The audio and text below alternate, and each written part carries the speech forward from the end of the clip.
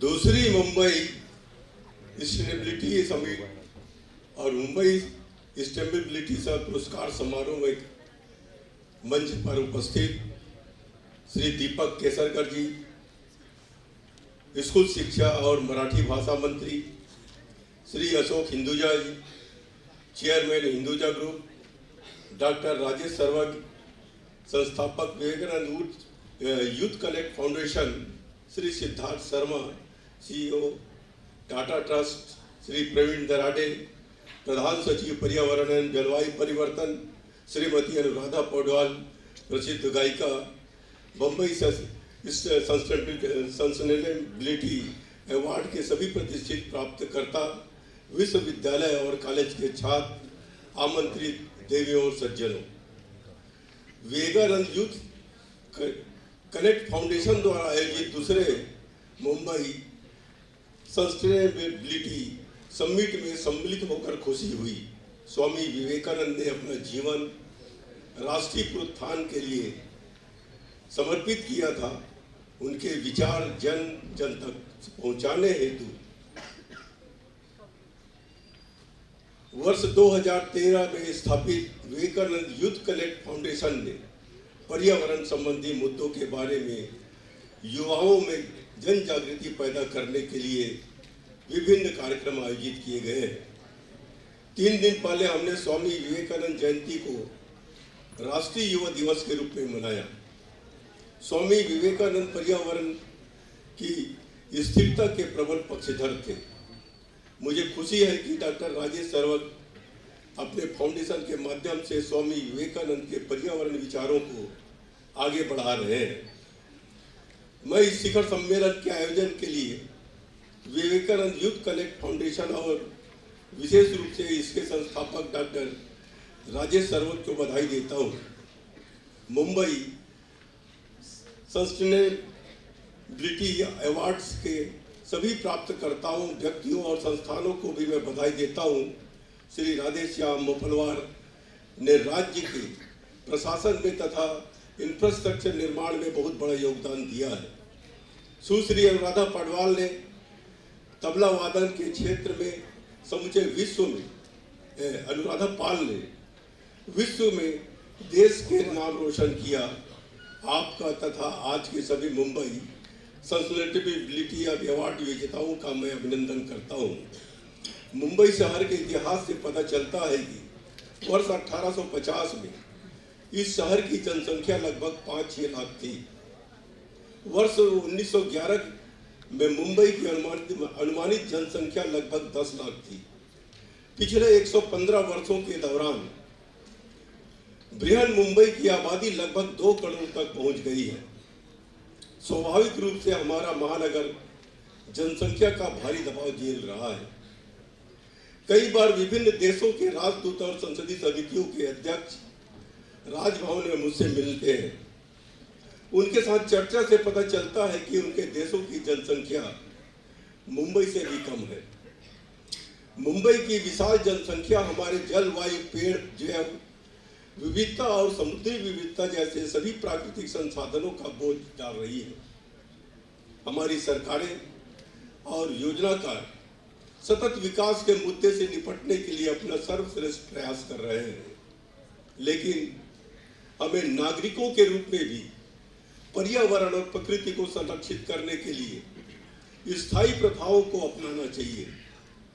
पतली प्लास्टिक थैलियों पर सरकारी प्रतिबंध के बावजूद हमारे बाजार प्लास्टिक थैलियों से भरे पड़े हैं। ये प्लास्टिक बैग लैंडफिल, समुद्र और अंततः हमारी खाद्य श्रृंखला तक पहुंच जाते हैं। फिर कभी भारी बारिश के दौरान जब मुंबई में बाढ़ आती है तो हम सरकार को दोषी करार देते हैं। हमारे शहरों का स्वास्थ्य सुनिश्चित करने के लिए स्वयं अनुशासन महत्वपूर्ण है।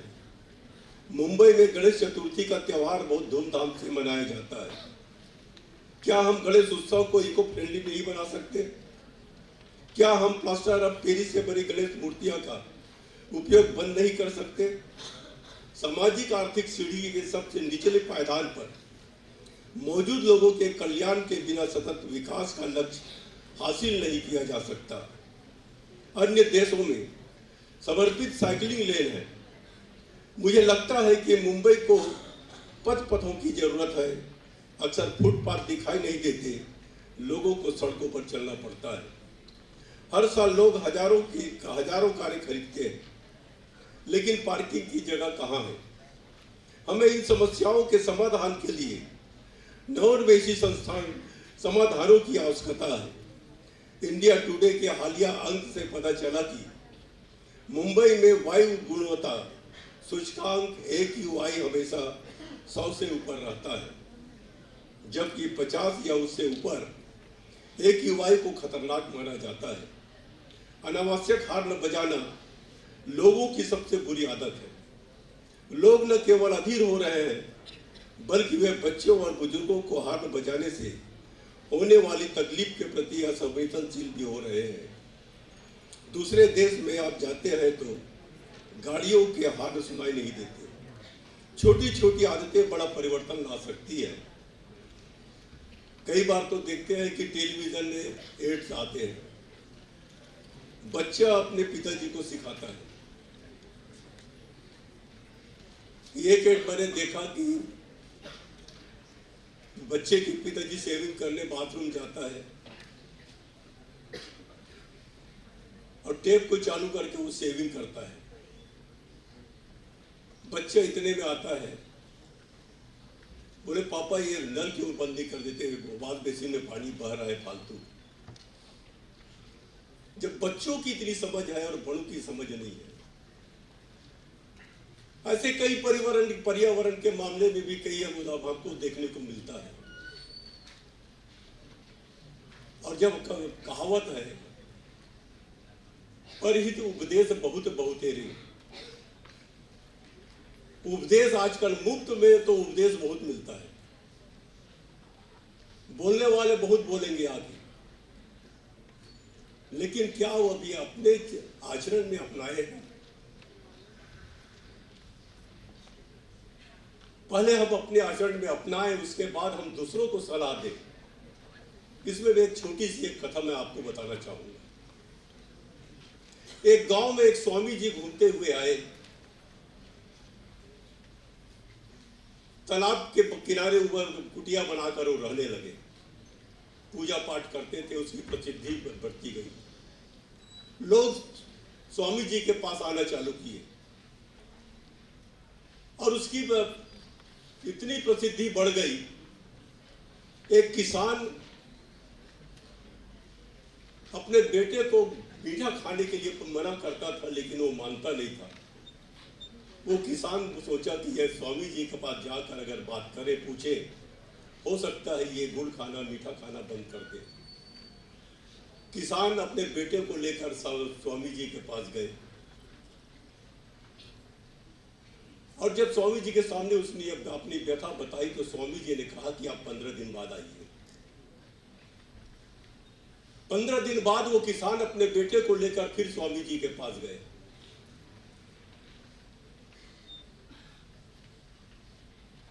उस दिन स्वामी जी किसान के बेटे के कान में कुछ कहा और स्वामी जी ने किसान के पिताजी किसान को बोला कि आप बेटे को ले जाइए, अब ये नहीं खाएगा। और वास्तव में घर आने के बाद एक आध हफ्ता देखा वो मीठा खाना बंद कर दिया था। किसान से रहा नहीं गया, वो फिर स्वामी जी के पास गया। स्वामी जी, जब मैं पहली बार आपके पास आया था और जब दूसरी बार मैं आया तो बच्चे के कान में कुछ कहा आपने। अगर मैं पहले बार आया था उसी समय उसके कान में कुछ कह देते तो वो पहले खाना ये मीठा खाना बंद कर देता। तो स्वामी जी ने कहा, जब तुम अपने बेटे को लेकर आए थे तो मैं स्वयं गुड़ खाता था। मैंने गुड़ खाना पहले बंद किया, तभी मेरी बातों का उनके ऊपर असर है।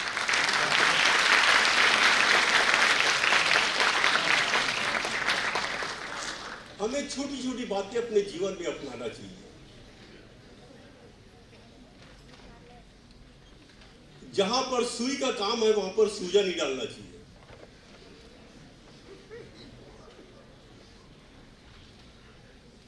पर्यावरण को बचाने के लिए कितनी मेहनतें हो रही है, हर सरकार अपना काम कर रही है। मैं जब अटल बिहारी वाजपेयी जी के मंत्रिमंडल में वन पर्यावरण मंत्री था, उस समय गंगा सफाई अभियान भी चला था। जापान के द्वारा काफी मात्रा में पैसा आया गया था। मैंने जब देखा कि गंगा सफाई का पैसा कितना खर्च हुआ और कहां तक सफाई हुआ, मुझे आश्चर्य हुआ कि पैसा समाप्त होने के बाद भी गंगा की सफाई पूरी नहीं। हम अगर नदी को ही साफ करते रहे, लेकिन नदी में गंदे पानी कहां से आ रहा है, उस लीकेज को बंद नहीं करेंगे तब तक हम साफ नहीं कर सकते। सरकारें हर साल करोड़ों की संख्या में झाड़ लगाते हैं।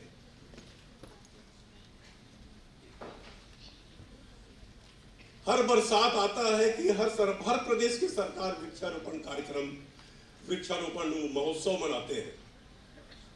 कोई सरकार कहती है कि हम इस साल 5 करोड़ झाड़ लगाएंगे, कोई 1 करोड़ झाड़ लगाएंगे। हमारा देश स्वतंत्र हुए 76 साल हो गया। 76 साल से पर्यावरण को देखते हुए वृक्षारोपण हो रही है। जब एक साल में 1 करोड़ और 5 करोड़ की झाड़ लगती है, तो हर साल झाड़ लगाने की नौबत इतनी जमीनें कहां से आ जाती है? क्या हम वृक्षारोपण करते हैं, वो जीवित रहता है नहीं रहता? और जो भगवान ने हमको जंगल दिया है, उसको बचाने के बजाय हम उसको काट रहे हैं। कोई चंदन माफिया है, कोई कत्था माफिया है।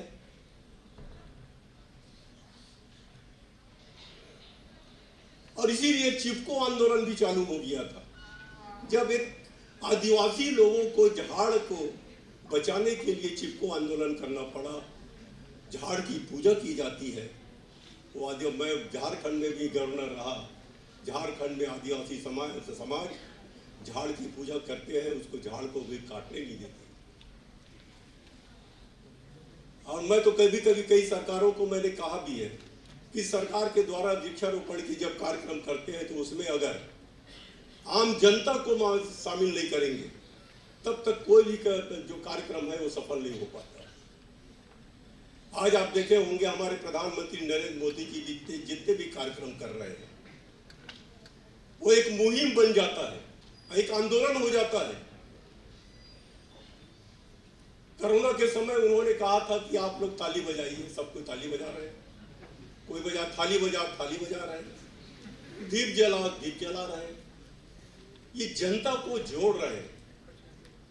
और कोई भी समस्या के लिए जब तक हम अपनी योजना के अनुसार, हम अपने अधिकारियों के साथ काम करके जनता को साथ में नहीं जोड़ेंगे, तब तक कोई भी अभियान सफल नहीं होगा। मैं विवेकानंद यूथ कलेक्ट फाउंडेशन के सभी पर्यावरण प्रेमी संगठनों से मुंबई में नो हॉकिंग वीक आयोजित करने की अपील करता हूं। विश्वविद्यालयों के कुलाधिपति के रूप में मैंने प्रदेश के कुलपतियों से अपना विश्वविद्यालय को कार्बन न्यूट्रल, स्वच्छ और हरित बनाने के लिए कहा है। मैंने दुनिया के अनेक देशों की यात्रा की है। दुनिया के कई शहर परिवहन और साहसिक खेलों को बढ़ावा देने के लिए समुद्र का सर्वोत्तम उपयोग कर रहे हैं। समुद्र तटों के सौंदर्यीकरण से उन्हें समुद्र किनारे आधारित खेलों को बढ़ावा देने में मदद मिलती है। महासागर की क्षमता का दोहन करने से पर्यटन बढ़ेगा और हमें रोजगार के अवसर पैदा करने में मदद मिलेगी। मैं पर्यावरण स्थिरता के विभिन्न मुद्दों को ध्यान में लाने के लिए विवेकानंद यूथ कलेक्ट फाउंडेशन को बधाई देता हूं और मुंबई सस्टेनेबिलिटी पुरस्कार प्राप्त कार्यकर्ताओं का फिर से एक बार अभिनंदन करता हूं। मैं आपके सार्थक विचार विमर्श की कामना करता हूं। धन्यवाद। जय हिंद, जय महाराष्ट्र।